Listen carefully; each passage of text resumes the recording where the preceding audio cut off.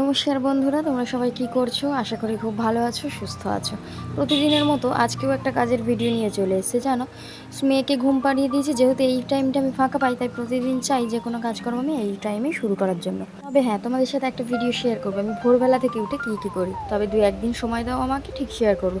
তো চলো, আজকে বেলা করে উপরে উঠেছি, যে জামা কাপড়গুলো দেখে শুকনো হয়ে গেল, তো সেগুলোকে আগে প্রথমেই তুলে নিলাম।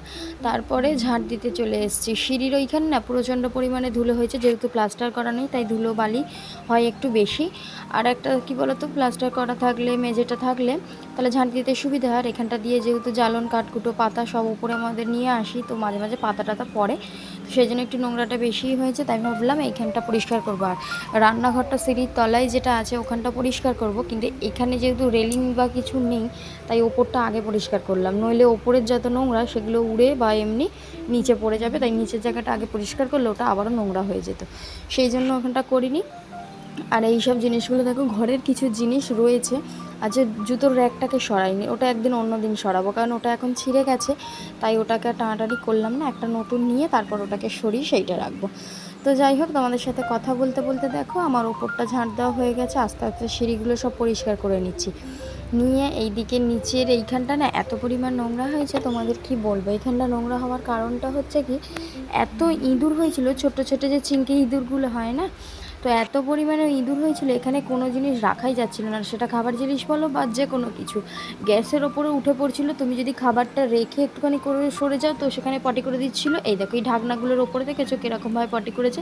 আর এই জায়গাটা পড়ে থেকে এই কৌটোগুলো সব নোংরা হয়ে গেছে, এগুলোকেও মাজতে হবে। চলো তোমাদের একটা ভালো জিনিস দেখায়, এই দেখো মিক্সিটা যেরকম নোংরা হয়েছে সেরকম কিন্তু ইঁদুরের পটিতে দেখছো ভরে গেছে। তাই 2-4 দিন আগে তোমাদের দাদাভাই বীজ দিয়েছিল, তাই ইঁদুরের উৎপাতটা একটু কমেছে, তাই ভাবলাম তো চলো 2 দিন ওদেরকে সময় দিই, তারপরে পরিষ্কার করবো। তাই পরিষ্কার করতে চলেছে। এই দেখো র্যাক দেখো, কোথাও কিচ্ছু রাখার উপায় নেই, এত পরিমাণে নোংরা করছে। আর যত এদিক ওদিক জিনিস ওরা নাড়া দিচ্ছে বা কাটছে, 2টো হেলমেট ওরা কেটে নষ্ট করে দিয়েছে। তো ওই জন্যই বাধ্য হয়ে প্রথমে খাঁচা আনা হয়েছিল ইঁদুর বাইরে দিয়ে দেওয়ার জন্য, কিন্তু দেখলাম যে হচ্ছে না, এত পরিমাণে জ্বালাতন করছে বা এত হয়েছে, ও খাঁচাতে হচ্ছিল না, সেই জন্যই আর কি বিষটা দিতে বাধ্য হলাম। নইলে তোমাদের দাদাভাই আমার কারোর ইচ্ছা ছিল না যে ইঁদুরের বিষ দেবো। তো যাই হোক, সবজি নিয়েছিলাম সেটা ফ্রিজে ঢুকিয়ে নিলাম, ফ্রিজটা অন্যদিন পরিষ্কার করব, আজকে আর হাত দিচ্ছি না। এইসব ব্যাগগুলো বাজার নিয়ে এসছে, করেছে, এরকম ফেলে রাখাই ছিল, তোলা হয়নি, তাই ওগুলোকে তুলে জায়গা মতন করে দিলাম। এবার আস্তে আস্তে এগুলো পরিষ্কার করে নিচ্ছি। এরই মধ্যে 2বার মেয়ে ঘুম থেকে উঠেও গেছে। জানো, এইসব কাজ যে করব একটা নির্দিষ্ট সময়, এইসব পরিষ্কার করলে দেখবে বারবার ঘরে যেতে ইচ্ছা করে না। আর একবার যদি ঘেঁটে যায় তাহলে ঠিক সময় মতো সব কাজটা হয়ে ওঠে না। ওকে ঘুম পাড়িয়ে আসা সত্ত্বেও অন্যদিন ওঠে না, তবে আজকে যেন 2বার ঘুমটা ভেঙে গেল, কেন বা জানি না। আর এই দেখো, আমার এখানটা ইটটা সাজিয়ে একটু উঁচু করে রাখি, আর এখানটা তো প্লাস্টার মেঝে নেই, তো মাটি, তাই এগুলো দেওয়া থাকে ইটগুলোর ওপরে, এই ছোটো ছোটো ব্যানারের মতন এগুলো দিয়ে তার উপর আমি জিনিসগুলো রাখি। তবে এখানেও ওই ইঁদুরে মাটি তুলেছে, তাই মাটিগুলোকেই ছোট্ট বেলচা মতন ওটাই করে আবার ইটের ফাঁকে ফাঁকেই করে দিলাম, দিয়ে ঝাড় দিয়ে পরিষ্কার করে নিয়েছি। এদিকে কৌটোগুলো সব মুছে মুছে আবার যে যার জায়গায় রেখে দিচ্ছি। খুব যে নোংরা হয়েছে হাত দেওয়া যাবে না এমনটা নয়, তবে ওই যে ইঁদুরে এতই নোংরা করে, শুধু ধুলো বালি এগুলোর ভিতরে, তারপরে ওই পটি করে দিচ্ছে, ওই জন্য একটু সার্ফ জল করে সব কৌটোর বাইরেগুলো মুছে, র্যাকটা মুছে আবার রাখলাম জায়গা মতন। নিয়ে এই মিট কেসটাও, যেহেতু জায়গাটা একদমই ছোট, গ্যাসের দুধ বা যে কোনো কিছু যদি উঠলে যায়, বা ডাল যে কোনো কিছু প্রেসার কুকারে কিছু দিলে সেটার গায়ে পড়ে যায় অনেক সময়, সেই জন্য এটাকে ভালো করে মুছে পরিষ্কার করলাম। আর কালো বলে না দেখতে, কোনো জিনিস পড়লেই সেটা ফুটে ওঠে, দেখতে পচা লাগে।